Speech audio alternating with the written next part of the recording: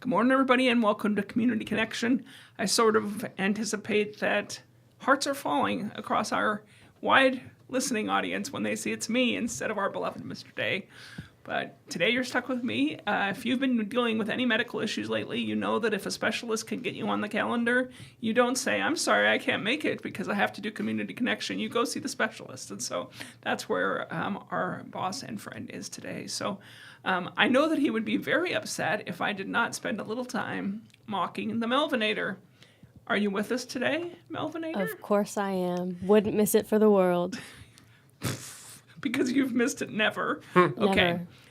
So he always asks what your advice is for the boomers as the, what does he call you, the ambassador from Gen Z? And Something like that. Do you have any words of wisdom for us today?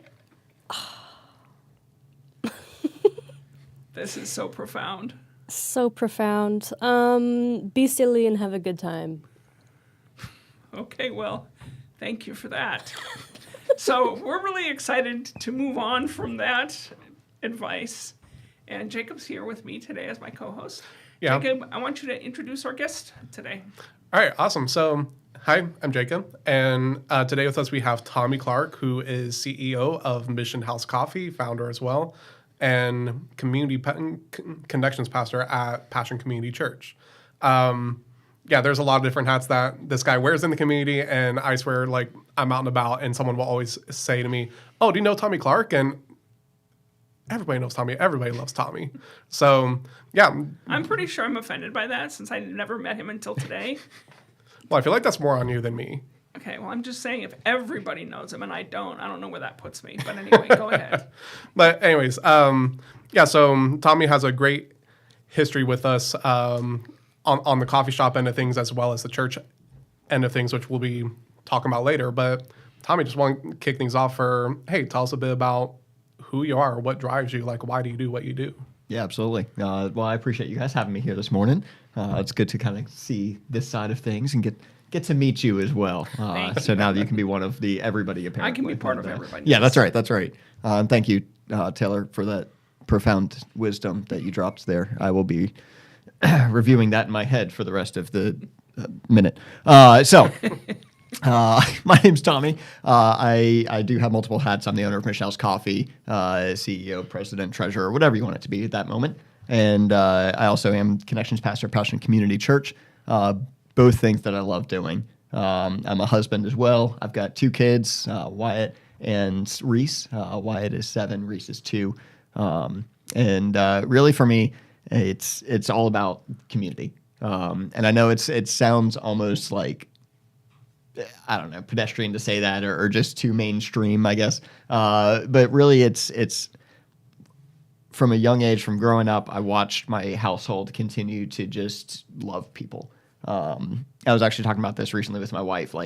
Whenever we were at home, we always had some stranger living in our house. That was either the guy who lived in our attic, who used to live next door, and we said, "Hey, you can come live with us for a little bit," and he just became like an uncle. And then we had some of my sister's friends who, as they were going through hard times or something, my family would just take them in and say, "Hey, just be here, rest for a little bit." I remember picking up one of my sister's friends one day on Christmas Eve, and just as part of a bad family situation, and she immediately fell asleep when we got home, and we stayed up so we could make her a stocking and find some presents for her so she could have Christmas with us. And I'm going to interrupt you. I'm not supposed to. But okay, that's fine. Yes, go ahead. Because I think this is fascinating. So are you a millennial or are you a Gen X? I believe I'm qualified as a millennial. So millennial. I'm 34. I was born in 90, so I hit that line there. Okay, yes, you did. So interesting. I don't know if you've ever seen this, but Francis Chan has a clip that I've seen before where he talks about boomers didn't do a good job of modeling that to millennials because they tended to be very protective and, Christian school, homeschool, don't let them be out in the world kind of people. And so now they're not modeling it for their children. So I'm interested in hearing the perspective that you have of why your parents chose to be counterculture where the rest of the boomers were busy protecting their millennials. They were bringing strangers home. So tell me a little bit about your parents and why they made those choices. Yeah, I think my parents are weird. And they think you are too. Yeah, no, I have no doubt. They certainly don't get me wrong. There's plenty of family wrongdoings as well, right? But I think when you look at my family and what they did right, it was they always had this idea of love. They always shared that, and they always wanted people to feel that, and they always wanted to help. Every chance they got, they helped. My grandfather was a firefighter. He was a battalion chief. So I think it's just kind of in the blood for my mom there, and my dad, honestly, he kind of rebelled against his family, who was more that way. Who was more, from what I understand, I don't know a whole lot from his side, but I don't know. It was whatever their motivation was. I think they did well in showing us what it means to love and care for people, and that certainly bled through and just became something ingrained in me that I want to continue to push that and like we tell this to our employees all the time. I don't know what the question was to start with, but we'll just keep going. I tell this to my employees all the time that, you know, when we use the phrase love, care, and acceptance at Mission House, that is our slogan. That's what we say. That's what we want everybody to feel is loved, cared, and accepted. As soon as they walk in the door, through every part of the transaction, as they're leaving, we want that to be the feeling they have. And for me, I always, when we go through orientation, I tell the employees, look, you are my number one priority. And every business says that. Every company says that. Our employees are number one. No, they're family. It's just like a family here. And yeah, dysfunctional, just like every other family. But it's for us, it means something different to me because if my goal is to show love, care, and acceptance to every person who comes into our stores, I can't do that. I'm not there. Who's serving people right now at this moment? Not me. I'm sitting here talking with you guys. Right. So they have to do that. They have to be the ones to show love, care, and acceptance. They can't do that unless they feel it first. If they feel loved, cared, and accepted at their place of employment with the people around them, with their family of this job, then they'll be able to show that to others. And I think that's the kind of progression we need to continue to have. And that's why I push on that for our employees. And don't get me wrong, I messed it up all the time. Just like I said, my parents had plenty of mess ups too, right?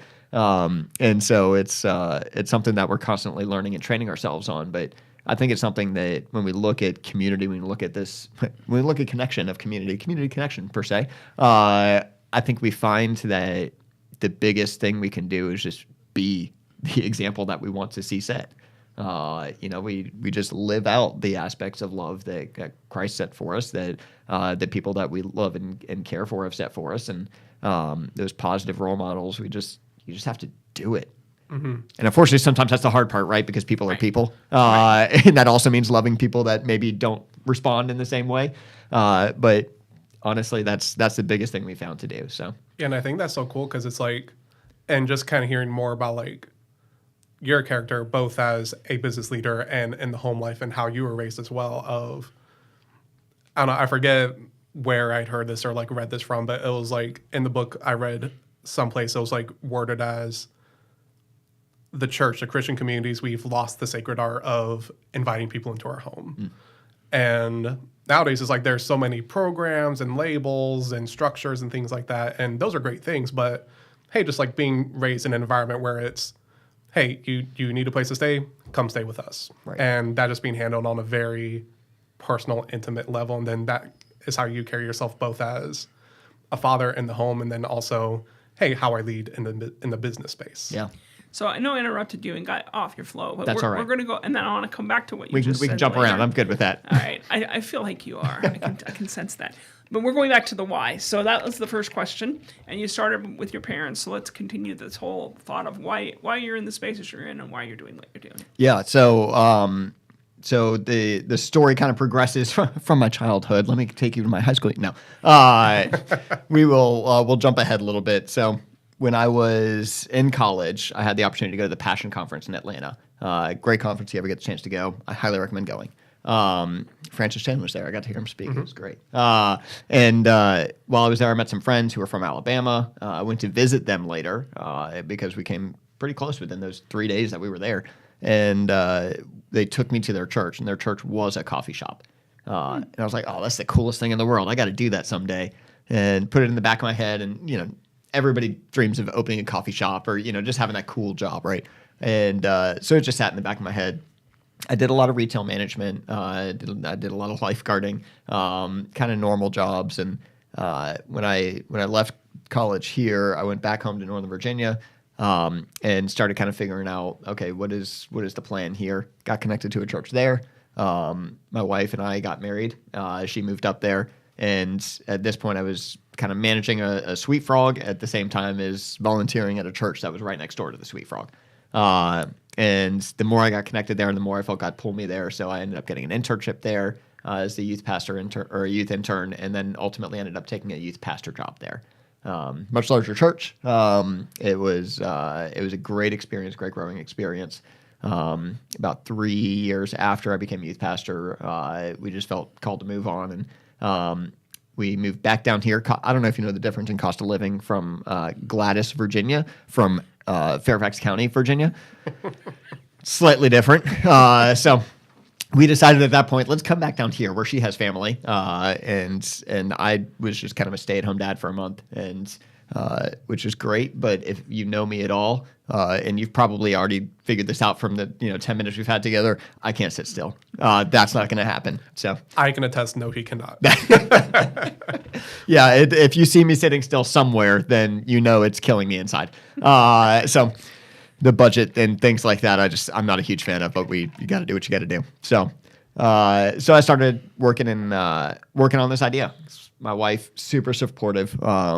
She said, if we're ever going to try this coffee shop thing, now's the time. We're living in a very low cost location, and she was making enough money to support us, and said, so if we want to, let's do it. So I started working at a restaurant because, again, I can't sit still even if it is working on an idea. So I was sitting in the back booth before and after shifts trying to figure out this business plan thing, and eventually had the right opportunity through everybody else in the community knows Abe Loper. Yep. Yeah. See, even you know Abe, right? Okay. So there we go. We found the connection. Ultimately, everybody said you need to meet Abe because he has these coffee shops at the time. He owned the White Hart and Blackwater Coffee in the mall. And so I talked to him, and after a series of 6 months or so, ultimately ended up purchasing what was Blackwater Coffee in the mall location, and that became the first Mission House. And it really was, as soon as we got it, we said, all right, this is going to be intentional. This is going to be different. Like we said it before, if you try to go head to head with the giants of the coffee industry, I won't even say the name because you don't need to give them more publicity, but you know who they are. Reason they don't need more publicity. But if you just try to match up what they're doing and go head to head, you will lose. I mean, you will not win that battle. So you have to do something completely different. And for us, it was, all right, we're not just going to write a name on a cup. We want to get to know the people around us. And it was me and 5 or 6 employees that were at the mall, all the time. And the mall itself is its own ecosystem. It's its own family. You have all those mall employees, and we're all dealing with the general public together. Sorry, no offense, general public. It drives us crazy sometimes. But you build this bond with people, and then we were able to become kind of that sanctuary of the mall at the time, especially for the employees to come. And then, of course, you also have people being able to come in and experience it. And it's fun just to watch people see that there's a difference. Yeah, which I'm going to cut in real quick because I've heard you say this, but I want everybody else to hear this. Okay. Where did you get Mission House Coffee as a name? Yes. So I had a 45-page business plan with insert name here written everywhere because I couldn't think of a name. So if you've ever tried to start a business, that is the hardest part, is trying to figure out what you want to name yourself. And I was at a wedding that was catered by Mission Barbecue. And I was like, Mission, that is the name that's the word I've been trying to think of. So mission became the first and foremost thing that we wanted to do, because that's what we want to do. Everything we do in life should have a mission and a purpose behind it. So mission became the first word. House is because we really wanted that feeling of you are home when you're here. And we talked about already, that feeling I have about a home, that is not just meant to be the place you live. It's supposed to be the place where community can gather and the place where people feel comfortable and safe, and can be a respite from life even.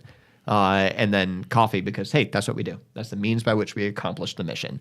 But we put it last on purpose. In fact, a lot of people mispronounce this and call us Mission Coffee House. But we put it last on purpose because it's the least important thing about what we do. Doesn't mean we don't care about it. Everything we do, we want to do with excellence. But coffee is the least important. You could drop off coffee and name it Mission House Cars, and we could sell cars.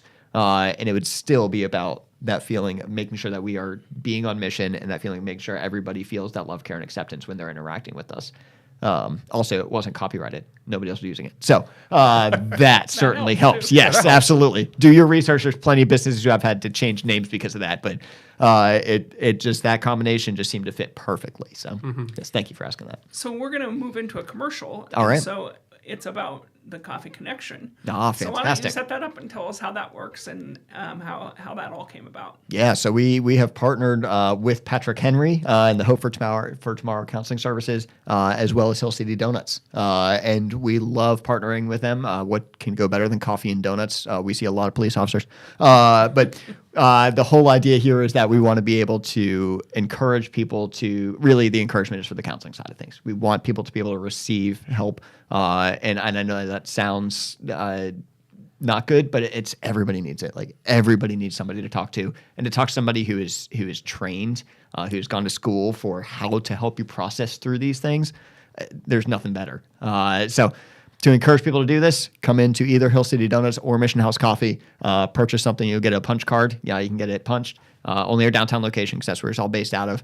And then after 10 punches, you can you can go to your counseling and you receive a punch for a session there.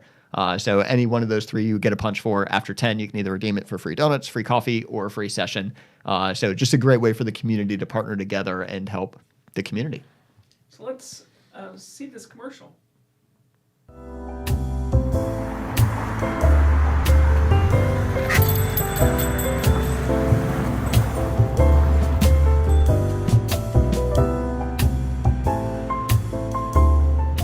Hi, what can I get started for you? Hey, what is that flyer for? Coffee and Counseling is a new partnership by Hill City Donuts, Mission House Coffee, and Hope Academy for Counselor Excellence to help make counseling more accessible for people in Lynchburg. At any of these 3 locations, you can start a punch card that can be punched with a minimum $5 purchase and redeemed at the one of your choosing. A filled punch card can be redeemed for a free non-bottled drink valued up to $7 at Mission House Coffee, 2 free donuts at Hill City Donuts, or a free counseling session at Hope Academy. Thank you. You're welcome. Have a great day.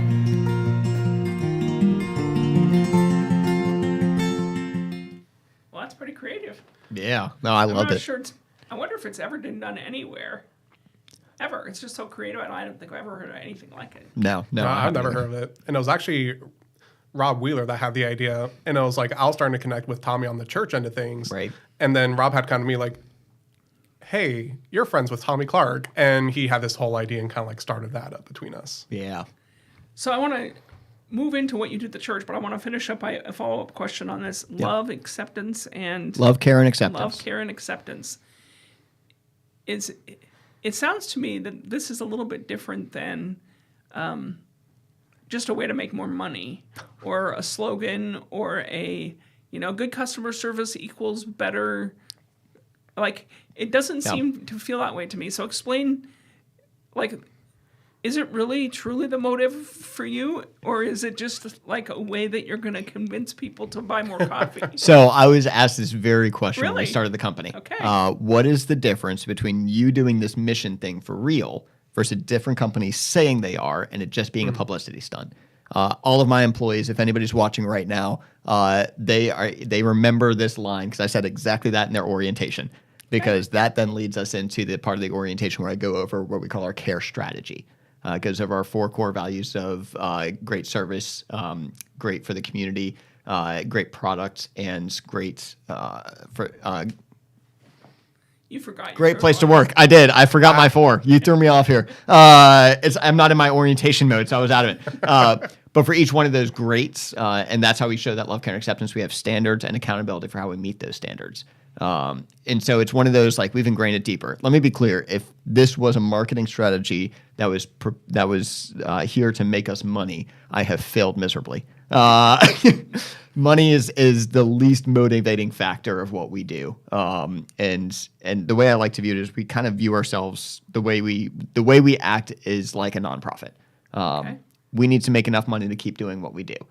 But if we make more than that, I mean, I'd love to make more than that someday. That would be great. I'd love to make money and be able to, have my wife not have to work and just, be able to do this and continue to talk to people. But the reality is coffee is a hard industry. Any small business is a hard industry, especially right now. You see them closing down left and right, and we're not immune to the effects of economy, to bigger companies becoming bigger and smaller companies disappearing. And we are very much in that same boat of how do we keep that from happening. So if that were the motivation, if money were the motivation, I'd be out by now.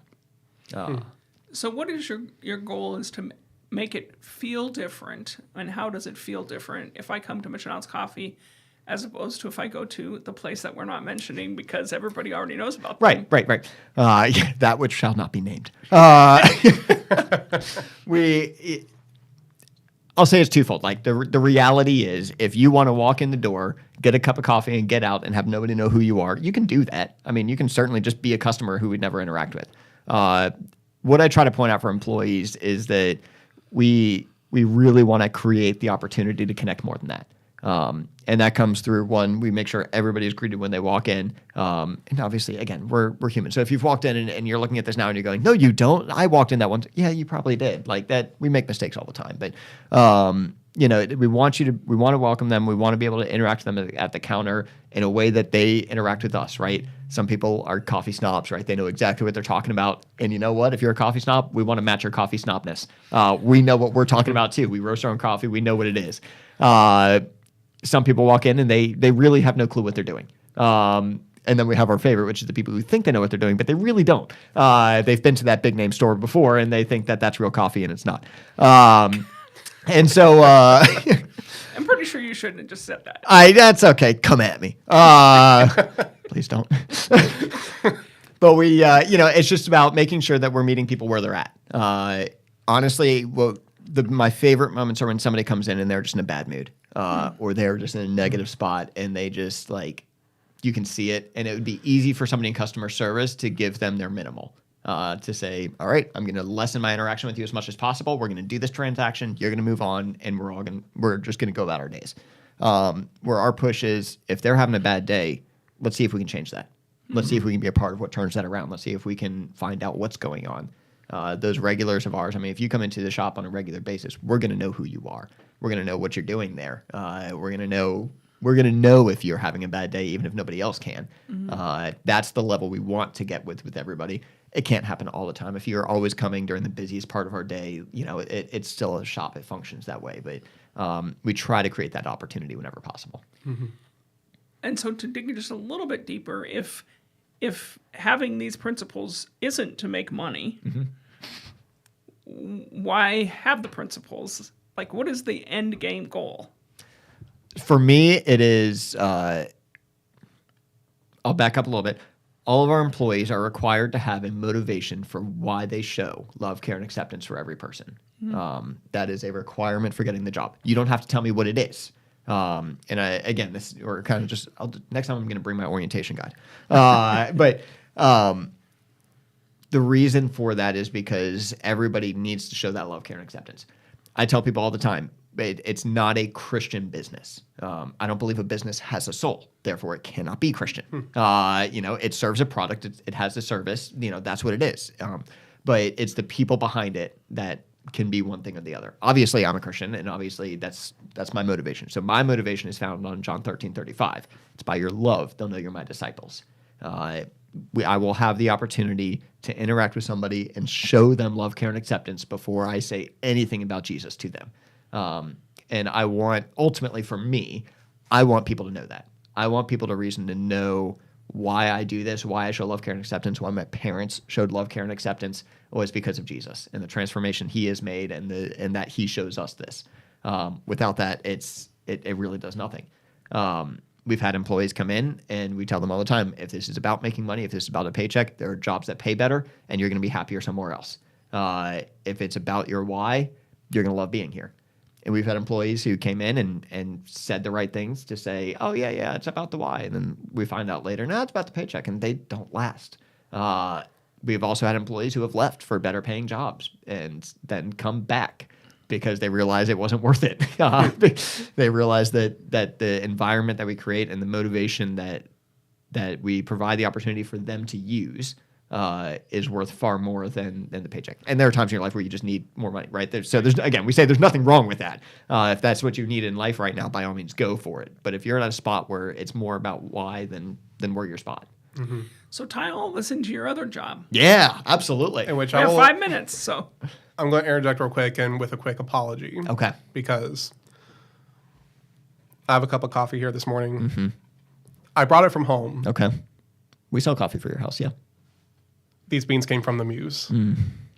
So it's not who shall not be I named. was say, of all the shops, I'm okay with this. Okay. Yes, Thank you, Tommy. we're friends with the Muse. We're happy with them. It's just shop local. And I tell people all the time, if you're not going to shop with us, shop local. So yes, my other job, I'm the connections pastor at Passion Community Church. And honestly, that started because the coffee shop, the pastors met at the mall coffee shop because Abe goes to our church. And so I just got to know the pastors over the time of them being there meeting. And honestly, I just loved the way that they spoke to each other, the way they wrestled through disagreement. But at the end of the day, they were always brothers when they walked out of that store. And you could just tell there was something different, especially, walking away from my last pastoring position. You could see it was different. And so when they had this position open up for family ministry pastor, they actually didn't have one before that. I was the first one. They wanted to think of something outside the box. They didn't want the typical candidates that you would get in this area. And they were like, well, what about the coffee shop guy? Which is weird to me because I had more previously been a pastor. So for me, I was more the pastor guy, but no, for everybody else, I'm the coffee shop guy. So we talked and sure enough, it was a good fit for both of us. And I have loved being a part of this church. It's a smaller organization, comparatively. And for me, it's true discipleship happens in smaller community. So even within our church of 300 on a good Sunday, you could still walk in, be a face in the crowd, walk out, just like the shop. Now that I'm connections pastor, my goal is to make that difficult. My job is to make walking into our church, being a face in the crowd, and leaving, not having anybody know who you are, very difficult. We want to make sure that we recognize you as a person. We recognize you have things going on, and maybe you've been stuck in pandemic world. You went online after pandemic hit, and you never went back. And a lot of people are in that boat, and we're seeing people start to return a little bit, and we're seeing them say, you know what, my kids need community. You know what, it's just different when I don't have somebody sitting next to me who can see my face and say, hey, what's going on? When you can hide yourself away, it makes it more difficult to connect with God. And so for me and my job there, it ties in very well, obviously, to Mission House because I'm also I also do the local outreach. So partnering with Patrick Henry and organizations like Miriam's House and even the Agape Center of Lynchburg, the church partners with our community organizations who are already doing great work. We don't need to do everything. We don't have the resources to do everything. So we partner with those who are already doing great things to continue pushing them and helping them whatever way we can and providing opportunities for our church to go and live out this gospel. We don't need, and here's one thing that drives me nuts a lot of times is our churches a lot of times look way too clean. They are way too pretty. We have too many people who subscribe to exactly what we think. And we find ourselves pulling away from the very thing Jesus wanted us to do, which was reach out to those who don't think the same way, who don't believe the same things you do. So I'm trying to make our church a little bit messier. I'm trying to reach people that need Jesus, not just try to find Christians who we can make better Christians. We need to find people and reach out to people who genuinely need the love of God in their life and need to have that relationship and that restoring relationship. I feel like we could do a whole another half hour. But Oh, we're I could I could give you another hour on this if you want. Yeah. But usually we try to do a big tie-in, but I don't think we need a tie-in because everything that you're talking about, Vision 30. Yeah. We talk about meaningful relationships. Absolutely. Care Portal, which is the technology that we're using to drive Vision 30, Right. talks about meaningful connections. Yeah. And you're a connections pastor who's doing relationship building all day long everywhere in both your business and church. So I don't know that we need to do all that big tie-in. Yeah, that's right. Because you're doing exactly what we want everybody in the community to do, and that's how we're going to achieve the vision that we have. And I'll just say kind of as a testament to Tommy of what I love kind of working with you as a person is you are yourself. You have all these different hats you wear in the community, but you are your whole self. You are your best self in each of these different roles, then ways that you serve in the community. Well, I appreciate that. And you got to give your whole heart to it, right? Whatever you do, do as if you're doing it for the Lord. And if the Lord is sitting there and he wants a cup of coffee, you better believe that's going to be a good cup of coffee, and he ain't getting it next door. Okay, well, the last thing that we like you to do is look at that camera, and anything you want from the community to support you either at Passion or at Mission House, just tell them, and that's how we'll end. Perfect. So, hey, community, thank you for tuning in and listening and supporting this great organization. I would say if you would love to continue to support our community, come see us at Mission House Coffee or buy a bag online because you can get some for your home. Next time, Tommy. Yep, thank you. But seriously, I mean, it starts small. It starts just by shopping local. Shopping with us for Mission House Coffee would be great. If you're looking for a church, we'd love to see if we're a Fit of Passion community. If you're not looking for a church, but you're looking for Jesus, I'd love to have a conversation with you. Anybody at our church would. Anybody here would. You don't have to do this alone. That's why we have this organization. That's why we have myself and the community and people just like me all around. Find the people who are ready to show you love, care, and acceptance using John 13:35 as a motivation, and truly find what difference a relationship with Jesus can make in your life and the people around you. So thanks for joining us today, and we'll look forward to seeing you next week on Community Connection. Nobody gets to choose their family. If a person is fortunate enough to be born into a healthy family, then life can be much like floating down a smooth, gentle river in the summertime. But an unhealthy family is like a dangerous river, filled with rocks, debris, and fast-moving water. This river swiftly leads to the steep waterfall of adulthood, tragically forming a new river of dysfunction. Even if you aren't born into an unhealthy river, there are many streams that cause a person to get there. But there is only one way to get out, and that is through a meaningful relationship. Across our region, there are many agencies, churches, and families who are devoted to helping children escape from unhealthy rivers. Some feel their role is to wade in and rescue children. They foster, adopt, or provide safe families. Others stand by the river and support the rescuers by providing what they need. Still, others are upstream and stand in the gap to keep children from ending up in the negative situations. At Patrick Henry Family Services, we see ourselves as having an additional role. We are running up and down the shores of the unhealthy river, screaming, "Can't you see the children in the water? You have to do something." Vision 30 is a 10-year initiative.